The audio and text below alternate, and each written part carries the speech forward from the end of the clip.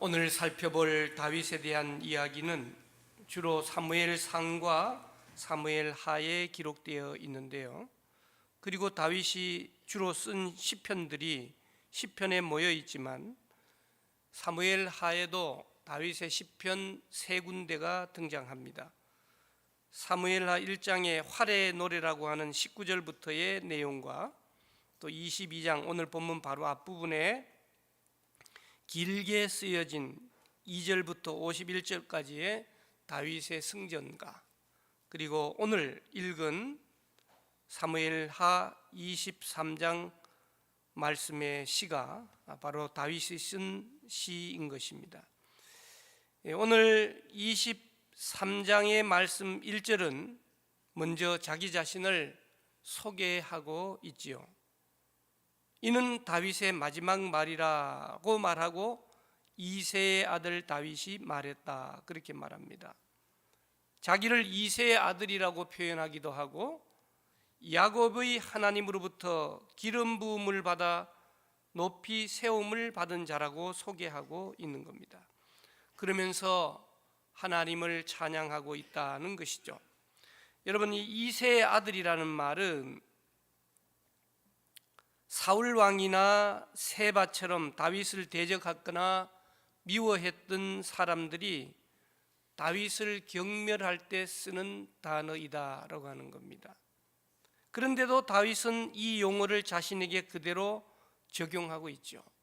나는 정말 별 볼 일 없는 이새의 가문의 말째 아들로 태어났다, 비천한 신분으로 목동으로 살아왔다는 것을 항상 잊지 않고 있었다라고 하는 겁니다. 여러분이 잘 아시는 대로 다윗은 이새의 8번째 아들이죠. 양치는 자죠. 그들의 형들이 이스라엘의 왕 후보자 면접을 보고 있을 때 제일 막내로 양을 치고 있었던 존재, 아무것도 아닌 존재, 그 존재에게 하나님이 은혜를 베풀어 주셨고 하나님이 높이 들어 세워 주셨다라고 하는 겁니다.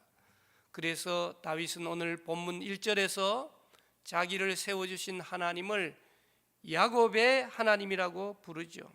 그 말은 나는 야곱과 같은 자라는 뜻입니다. 야곱은 발꿈치를 잡았다라는 뜻이 있죠.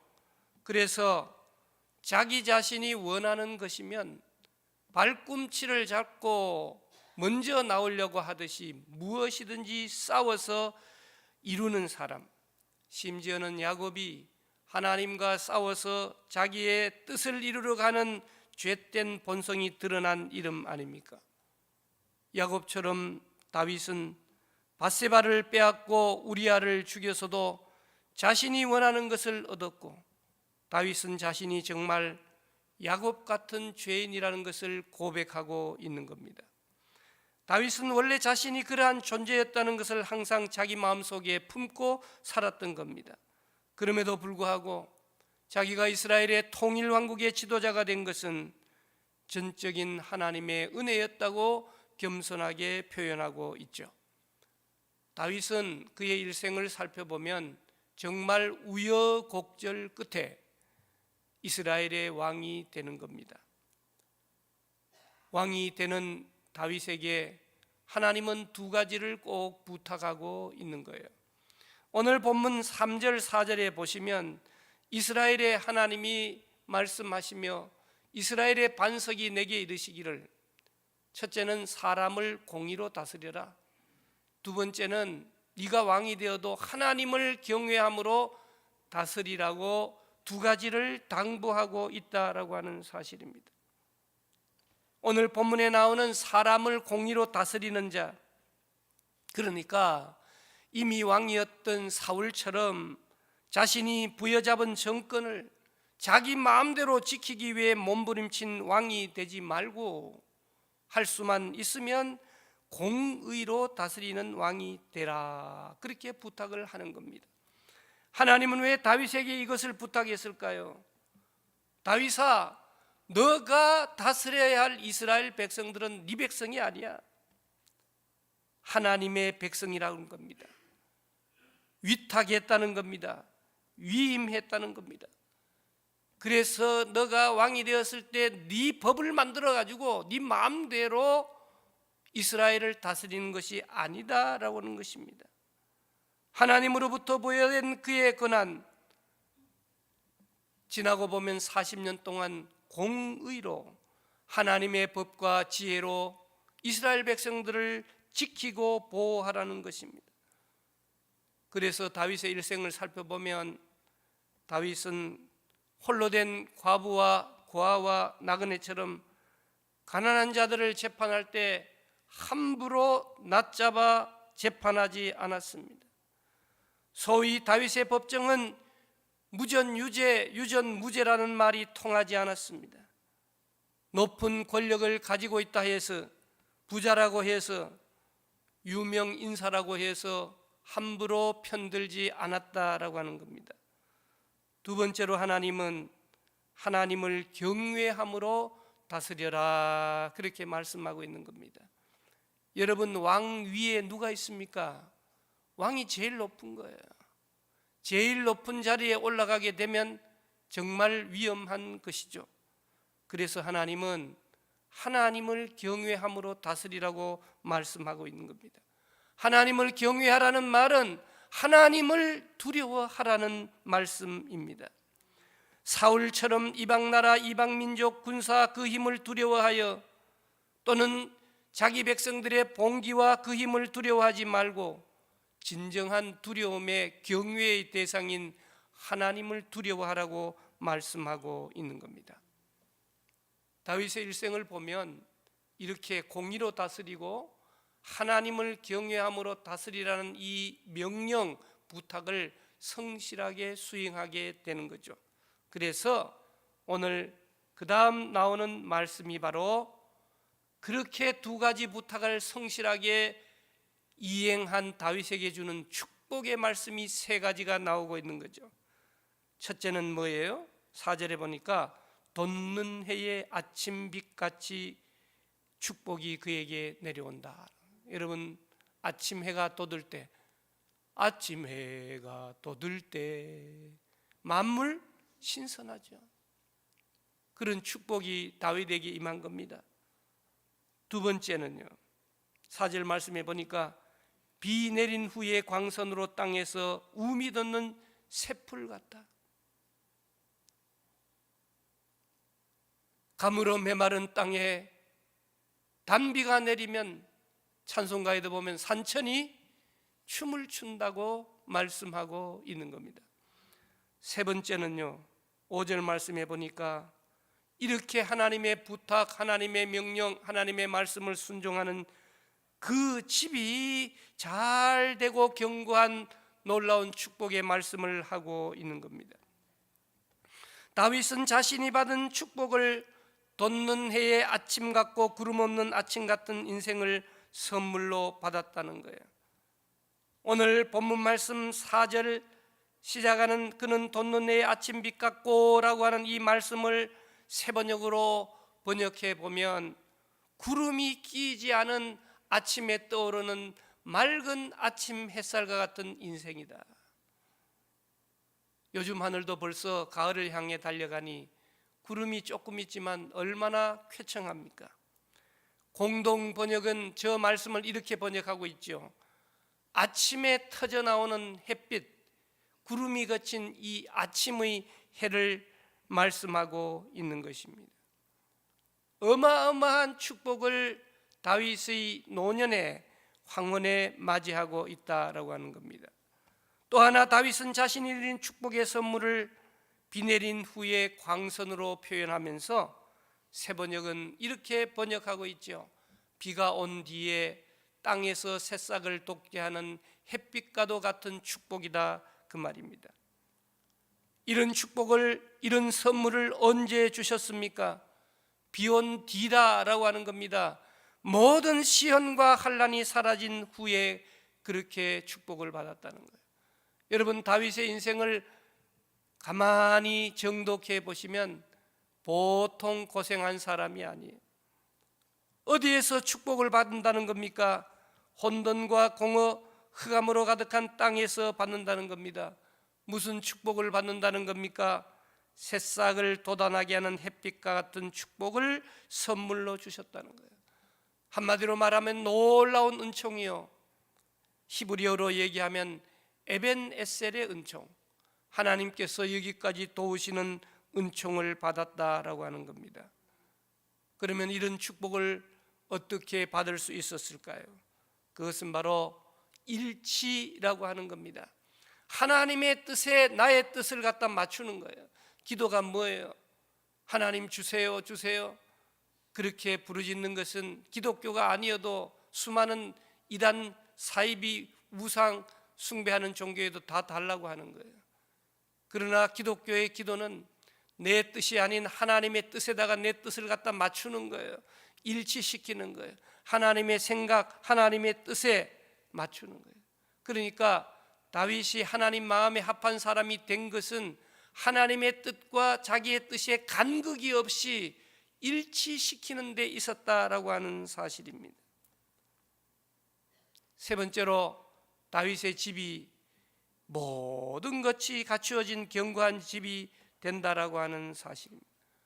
오늘 저와 여러분들도 다윗처럼 공의로 또 하나님을 경외함으로 우리에게 주어진 지도력을 잘 발휘하여 오늘 본문에 등장하는 아브라함에게 세워진 언약과 다윗의 축복을 받는 저와 여러분들이 되시기를 주님의 이름으로 축복합니다.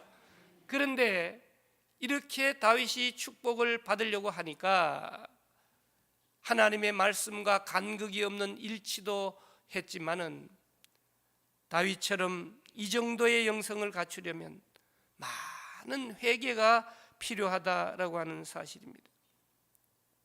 여러분, 오늘 본문 말씀에 좋은 소리만 써놓은 게 아니에요.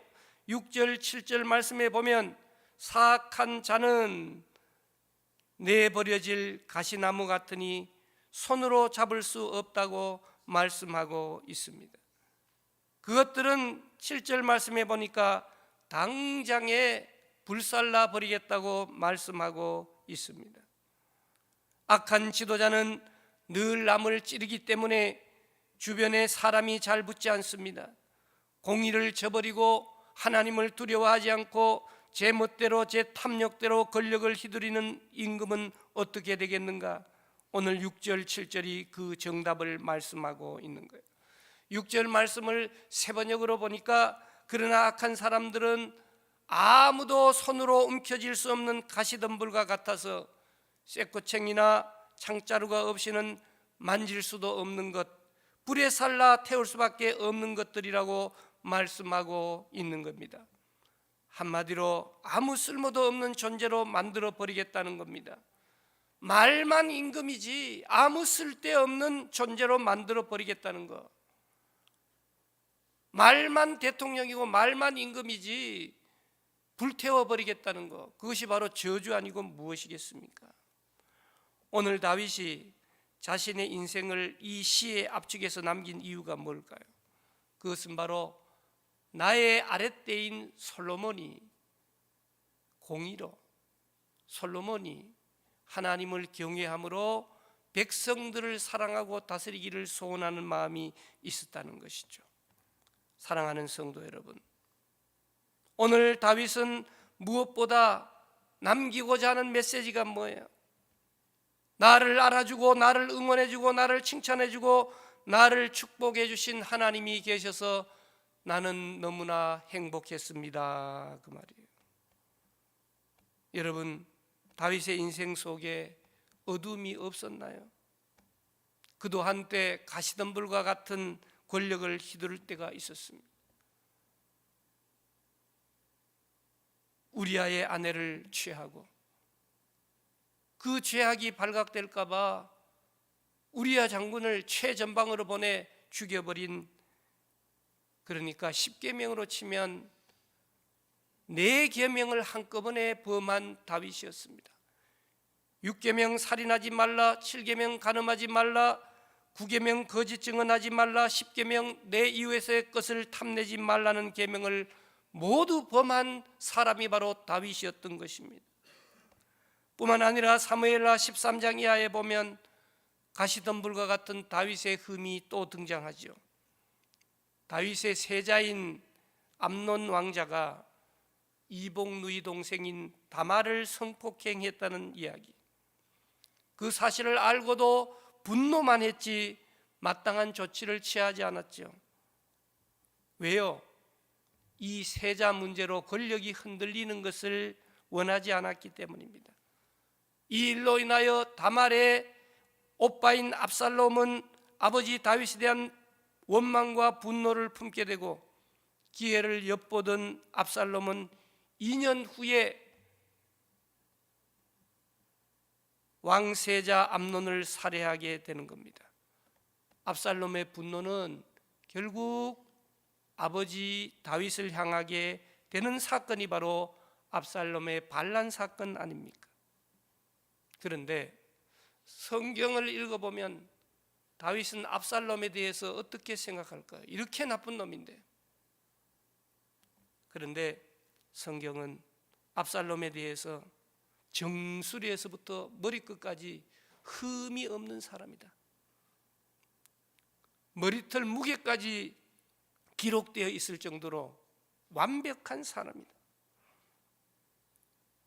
압살롬이 반란을 일으켜 예루살렘을 버리고 자기 자신이 급히 피난을 떠났음에도 불구하고 자기 아들 압살롬의 죽음을 원치 않는 거예요. 압살롬의 죽음의 소식을 전해 들은 다윗은 크게 격동하여 큰 소리로 울었습니다. 내가 대신하여 죽었으면 얼마나 좋았을까 고백하고 있는 겁니다. 그런데 백성들이 문제예요.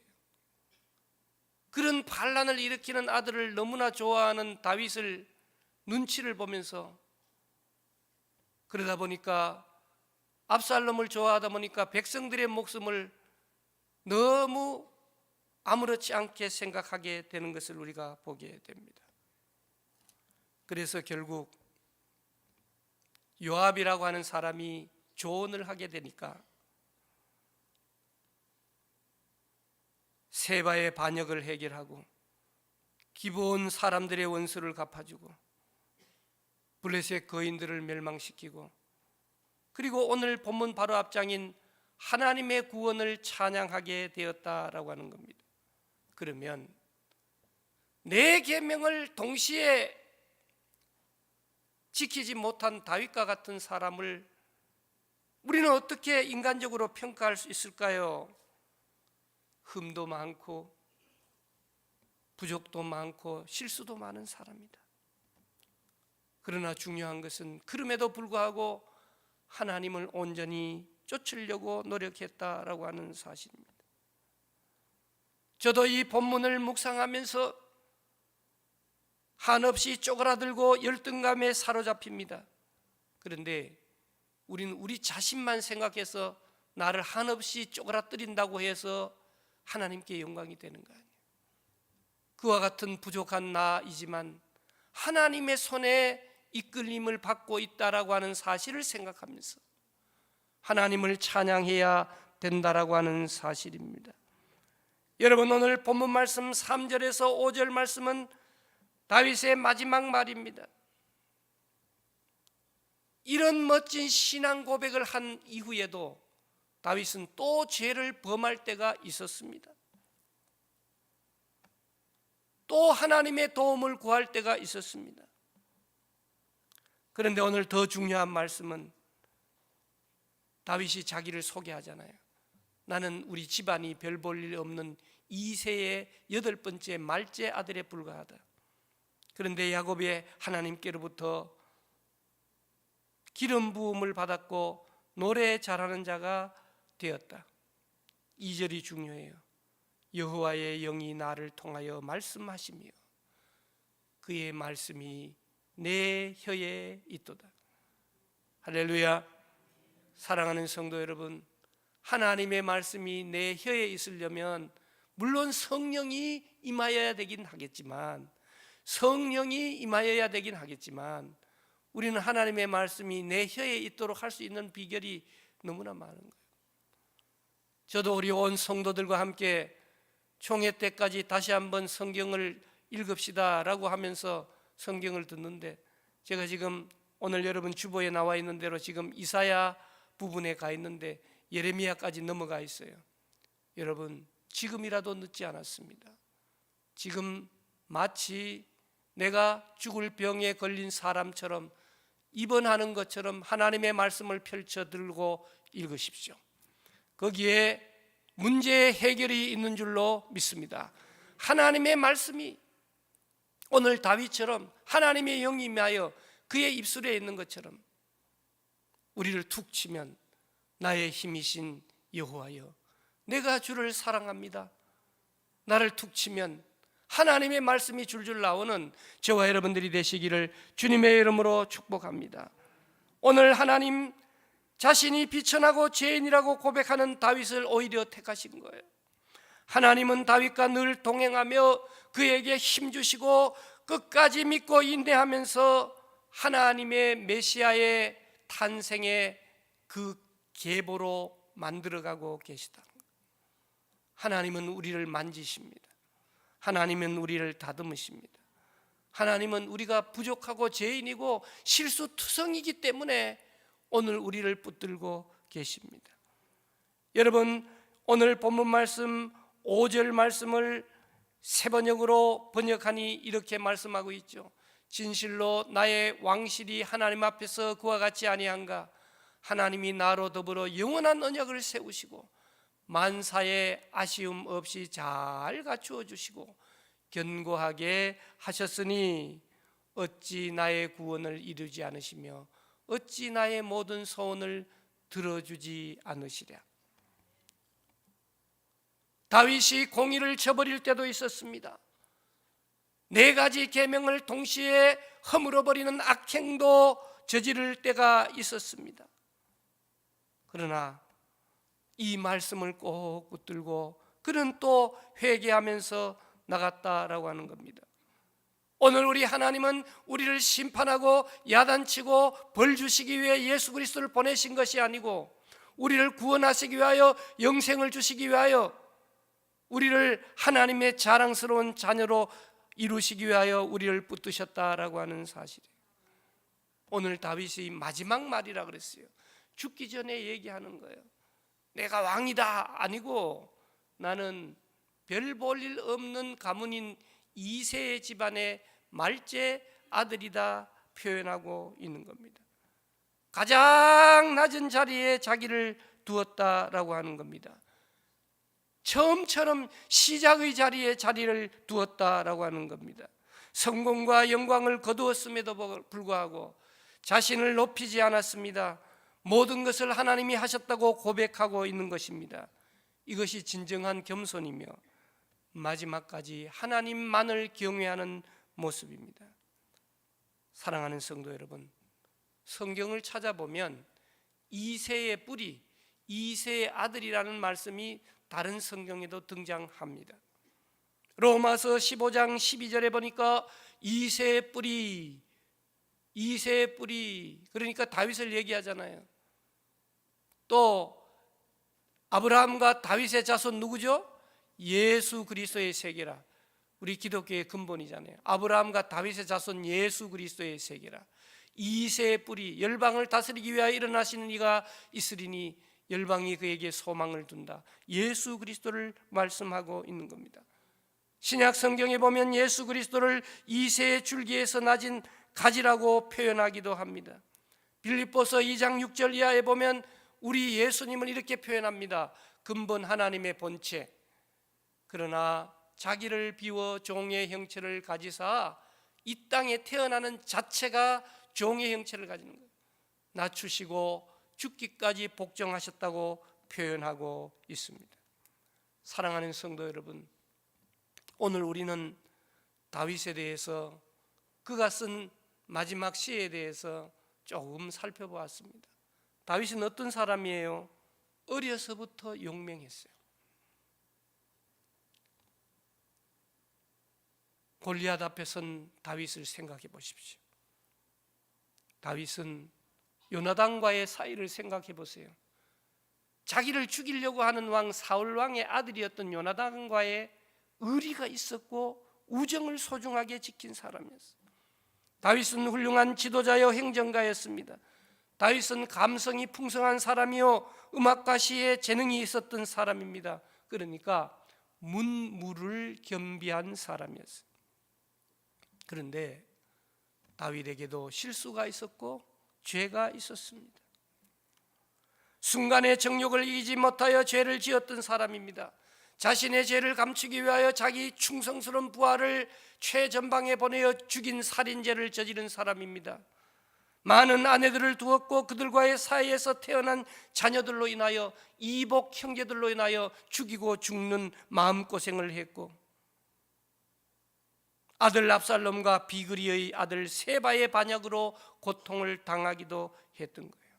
그러나 다윗은 단점보다 장점도 많은 사람이었습니다. 자신의 죄를 지적하는 나단 선지자의 목을 자르지 않고 자기 자신이 하나님 앞에서 죽는 회개의 시간을 가졌던 용감한 사람이었습니다. 충신들의 충언을 받아들였고 원수를 갚지 않으려고 했으며 힘이 약하고 어려운 사람들을 동정할 줄 아는 사람이었습니다. 무엇보다 철저하게 자신의 연약함을 인정하고 하나님을 의지하려고 몸부림치는 사람이었습니다. 시편 55편에 그가 이렇게 말하기를 내 짐을 여호와께 맡겨라. 오늘 이 아침 주님 앞에 예배드리러 나오실 때 여러분들이 짊어지고 나오신 마음의 짐, 육신의 짐을, 영혼의 짐을 여호와께 맡깁시다. 하나님은 뭐라 말씀합니까? 그분이 너를 붙드시고 악인의 요동함을 영원히 허락하지 아니하신다. 다윗의 일생을 돌아보면 시편 18편 1절이 대표적으로 그의 삶을 우리에게 보여주고 있어요. 옛날 성경에 보면 나의 힘이 되신 여호와여, 지금 개역 개정판은 나의 힘 자체이신 여호와여, 내가 주를 사랑합니다. 하나님은 우리의 힘이십니다. 우리가 그 힘 되신 하나님을 향하여 반응하는 방법은 그분을 사랑하는 겁니다.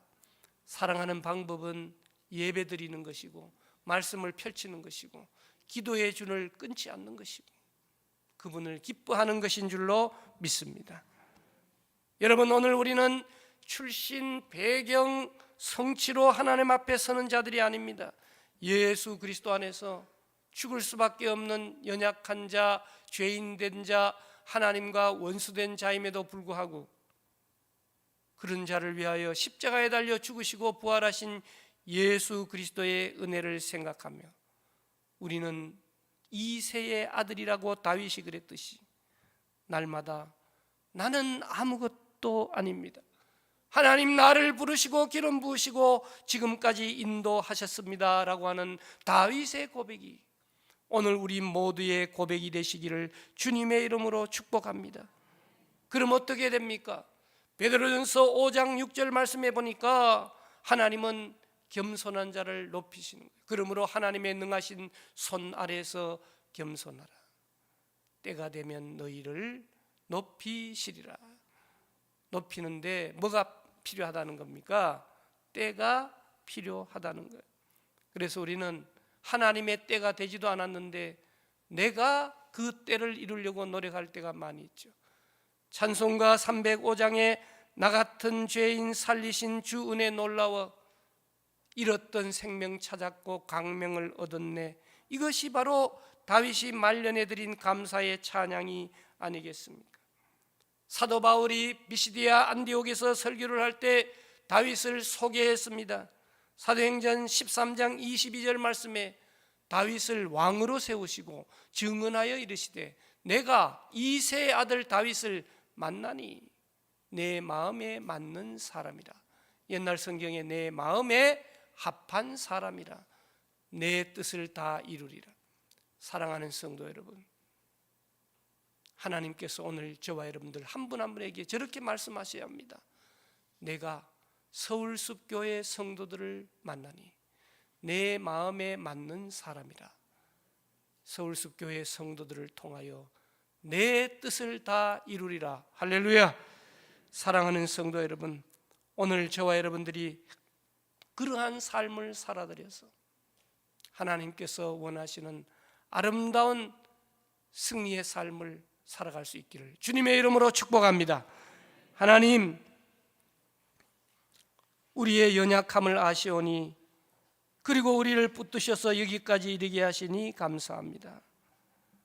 혹시라도 우리 마음에 자녀가 나의 자부심이요 내 존재 이유가 되지 않도록 도와주시고 항상 조심하여 말씀만 의지하고 온전히 주님만 따르는 우리 모두 되게 도와주시옵소서.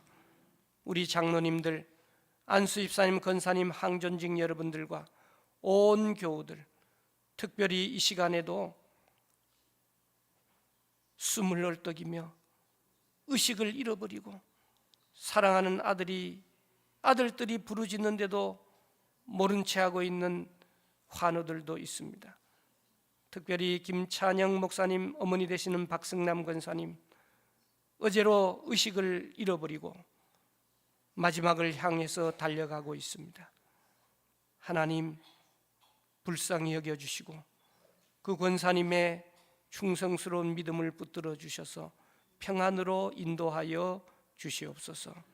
그 외에도 연로하신 어르신들, 국내에 흩어진 모든 권속들, 군문에 나가 있는 자녀들, 특별히 우리 성도님들이 경영하시는 사업체, 직장 위에, 자녀손들 위에 한없는 복으로 더하여 주시옵소서. 감사드리옵고 예수님의 이름으로 기도드리옵나이다. 아멘. 우리 다 같이 일어서셔